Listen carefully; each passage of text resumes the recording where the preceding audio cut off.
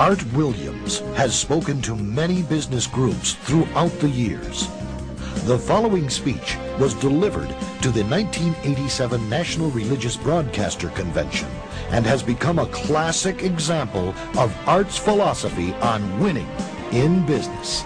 It is simply entitled, Do It. Dr. Jerry Falwell, Chancellor of Liberty University, introduces Art Williams. 15 years ago, he was a high school football coach. His wife, Angela, was teaching English in high school. He got an idea, just an idea. And 10 years ago, he turned that idea into a company, a concept, a practical concept.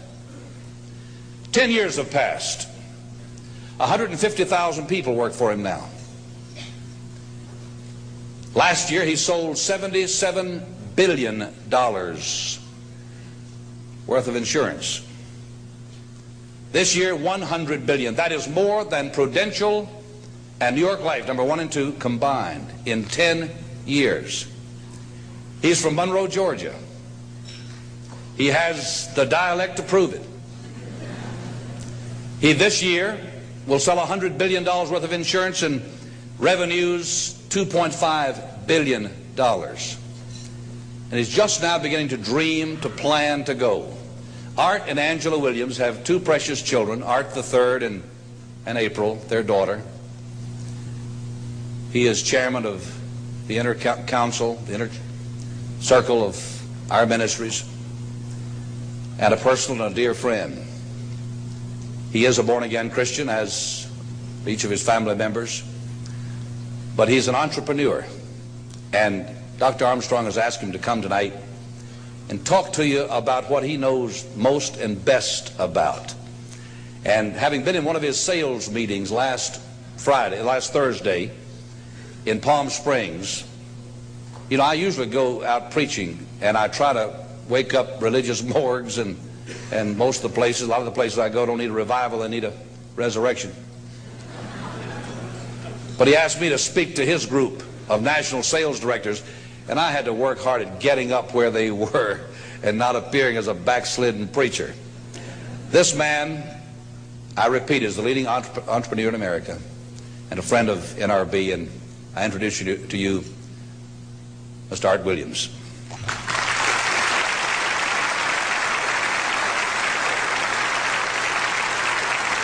Thank you. Thank you, Jerry. And I tell you, I don't know if I've been this nervous in a long time. This is the most intimidating thing that I think's ever happened to me.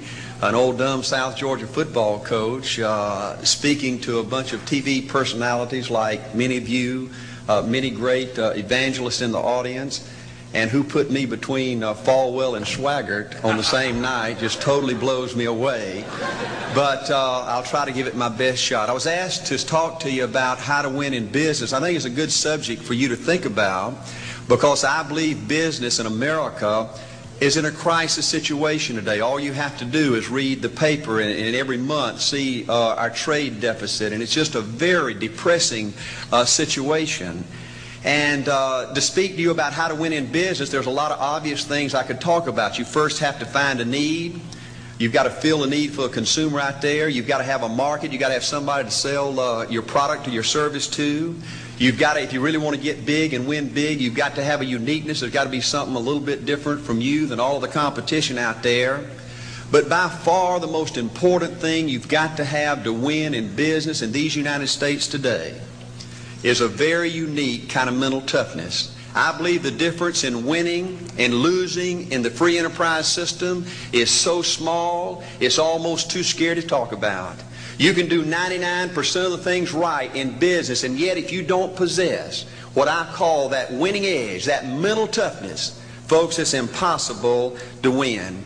I believe the thinking in corporate America has been screwed up over these last 20 or 25 years, and I believe this screwed up kind of thinking started in our big liberal universities today.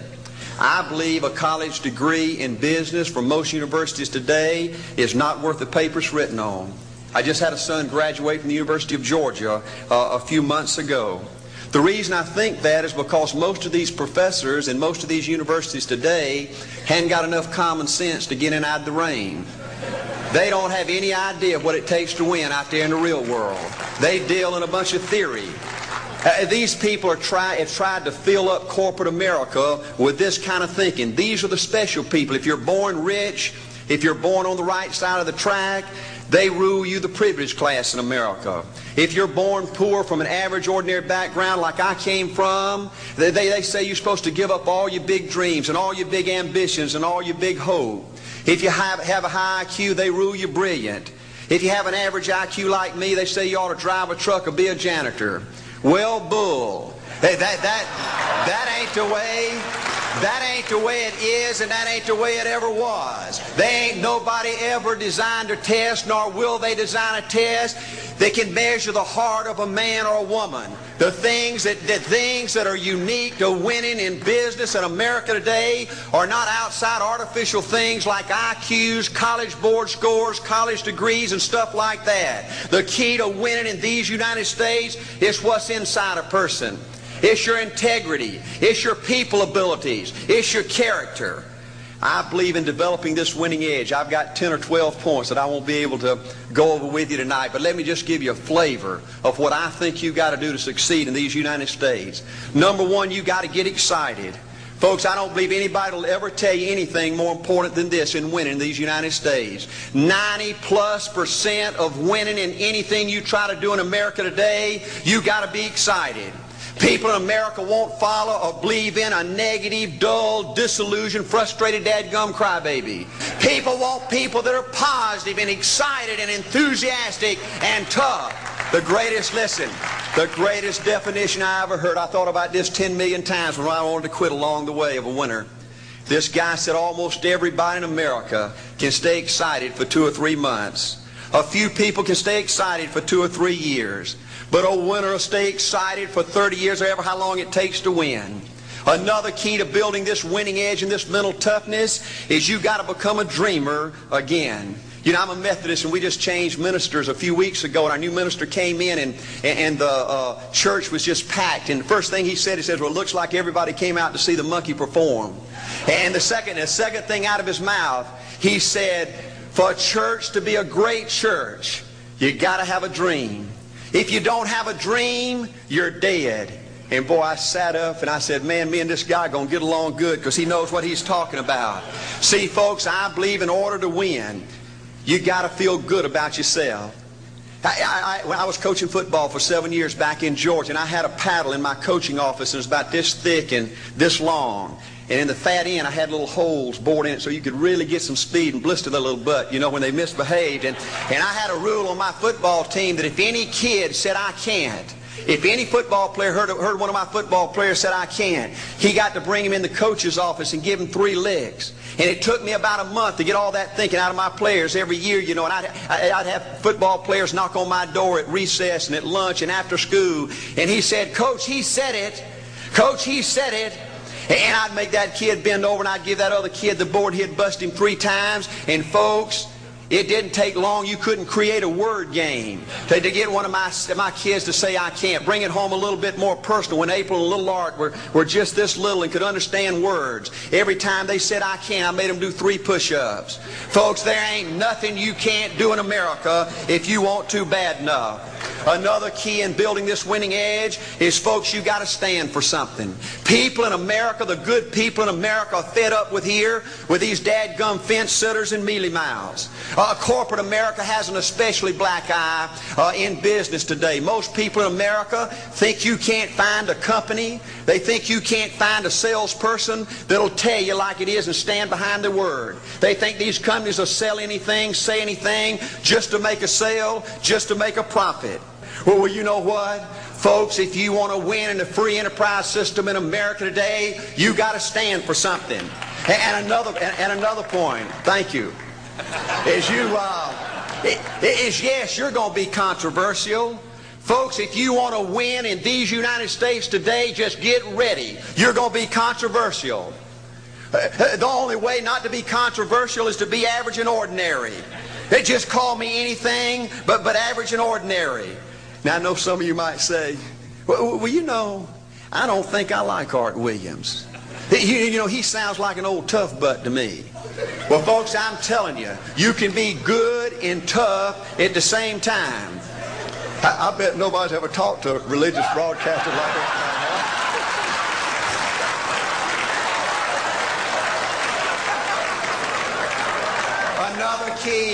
Another key to developing this winning attitude that'll give you a chance to do something great in American business is, folks, you've got to make a total commitment to what you're about. Do you know almost the American people have lost their toughness? They've lost their ability to make a commitment. See, folks, in trying to win in business, you're just going to have so many false starts. You think you get it going time after time, and you just get knocked back to ground zero, and it's your ability to compete, to pick yourself up off the mat one more time, to go for it one more time, that's going to determine success or failure. You know, we've got a divorce rate in America some 50% right now. You know, it just seems like that people that go in business today, they have an attitude, well, I'm gonna stick my toe in it. If I start making all this money, get all these promotions, then I'll see this thing through. Well, folks, that's not the way it works. The first step to winning in business in America today is you've got to make a total commitment. Total commitment gives you that little extra ounce of courage you need to fight back through the tough times. Winning in business demands the same kind of commitment that winning in marriage demands. You know, I fell in love with my wife in the 2nd grade. Only girlfriend I ever had. We ran off and got married our freshman year, had both of our children before we left college. We're true business partners in marriage. We go everywhere together. I spend more time with her, been married to her 26 years, now I got 2 grandbabies, love her more today than I ever have. But I don't like her all the time. There's a bunch of times every day that I don't like her. You know, I'm a nut about brushing my teeth. You know, if I can get the toothbrush, I'll brush my teeth 4, 5, 6 times a day.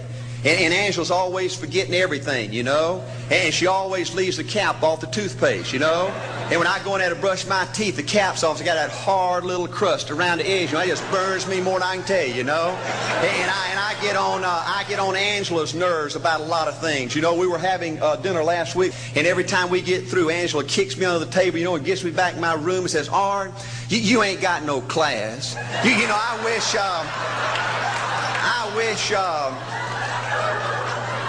wish, Art, you could learn to eat with your mouth closed, you know. But see, folks, if you want to win in business, everything's not going to work out like you want it to, but you got to be committed. I want to have great kids. I want to have a wonderful relationship. I want to have tremendous grandbabies. Another key in building this winning edge in business is you've got to learn to treat people good. Another thing that these universities pollute America, corporations with, is this attitude, you better not get to know your employees. You better not become friends or get to know the spouse or the children of your employees, because you might have to fire them, you might have to reassign them. And if you're close friends, you can't manage people in a tough-minded way. Bull.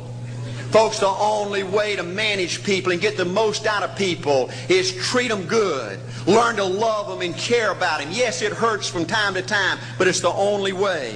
You know, everybody you work with in business, you've got to look at them and pretend there's a flashing sign on their chest. And everybody's asking you, make me feel special. Make me feel important. Say something good to me. I want to be somebody. Another key of winning in business in America today is, folks, you've got to establish the right kind of priorities. First company I went with 15 years ago was ITT. When I was out there struggling, dying every day, wanting to quit and go back in coaching 1,000 times, my first heroes in this business were vice presidents at ITT making $40,000 or $50,000 a year.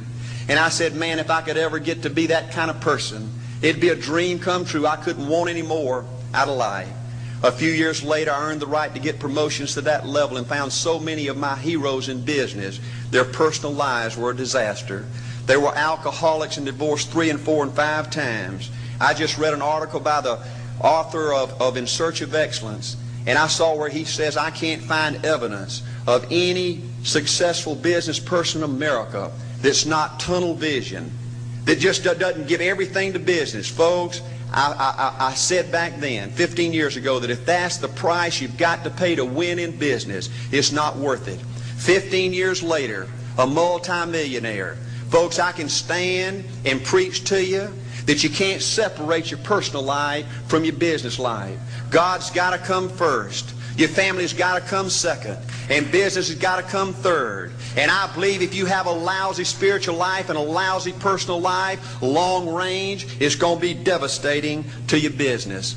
Another thing in building this winning attitude.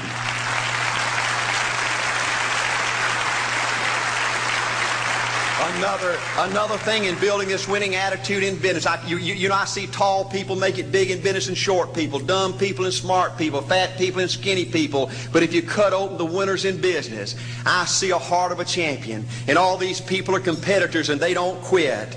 I believe desire and will to win is everything. I don't know why I'm like I am, but my butt's always burning. There's always something say, Art, dadgummit, you're supposed to go for it. Art, dadgummit, you're supposed to be somebody. You're supposed to make a difference with your life. What does the $500,000 a year person do? The $50,000 a year person doesn't do. You look at the outside and study those two individuals, everything seems to be the same. They both are the same sex, they both are the same age, they have the same training, the same positions, the same contract, the same fringe benefits. They both are successful, they work hard, they're good family people, make tough commitments. But what's the difference? What does the $500,000 a year person do? The $50,000 a year person doesn't do. He pays the price and a little bit more. He works hard and a little bit more. He's loyal to the company and a little bit more. He believes in a little bit more. He makes money and a little bit more. He saves money and a little bit more. If you want to win in these United States, you got to be tough and you can't quit. The last thing I'll talk to you about today in building this winning edge is, folks, if you want to win in business, you got to be a leader.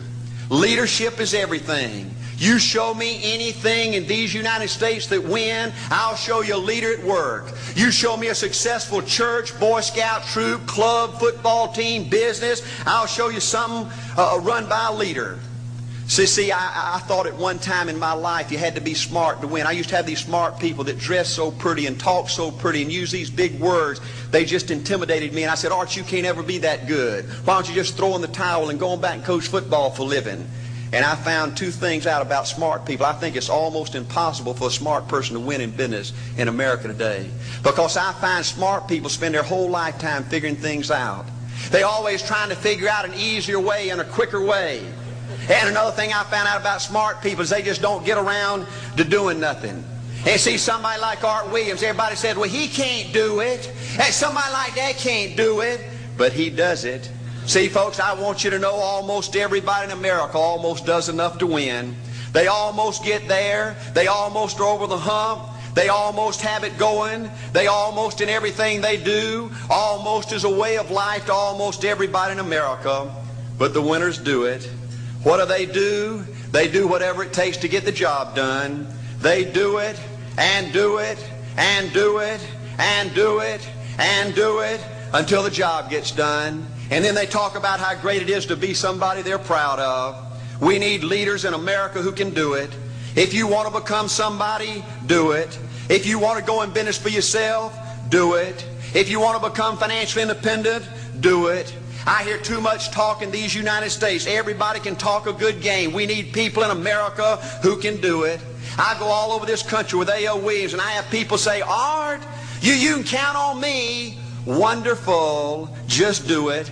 Art, I guarantee you this is my last stop. I'm going to win now. Super duper. Just do it. Art, if I could just have one good month and get the ball going, I know I could make it big. Super. Just do it. Art, if I could just pay off this debt, I could really go. Great. Just do it. Art, if I could just sell my house. Do it. But houses ain't selling. Do it anyway. Art, I'm not making any money. What can I do? You just do it. Do what, Art? You do it and do it and do it. Art, I guarantee I'm going to win this contest. Super duper. Just do it. Art, I'm over the hump now. Watch my smoke. Great. Just do it. Art, I want to make it so bad I can taste it. What I do? You just do it. Art, I'm a vice president now. Can I quit doing it? No. Art, I don't know if I can keep on keeping on. I'm really hurting. What I do? You just do it. Do what, Art? You do it and do it and do it. Art, all my life I wanted to be somebody important. Well, what do it then? All right, I'm going to save money so I don't have to go through this again. Great. Just do it. All right, I don't feel like I've had enough training. What I do? You just do it. All right, my manager don't give me no help. What I do? You just do it. All right, you don't understand. I was Mr. Everything at my former company. You don't mean I have to start off down at the bottom and do it, do you? Yep, you really got to do it. All right. All right, what's the primary difference between winners and losers? The winners do it. They do it and do it and do it and do it until the job gets done. And then they talk about how great it is to finally have achieved something unique and how glad they are that they didn't quit like everybody else and how wonderful it is to finally be somebody they're proud of and make a difference with their life. Thank you.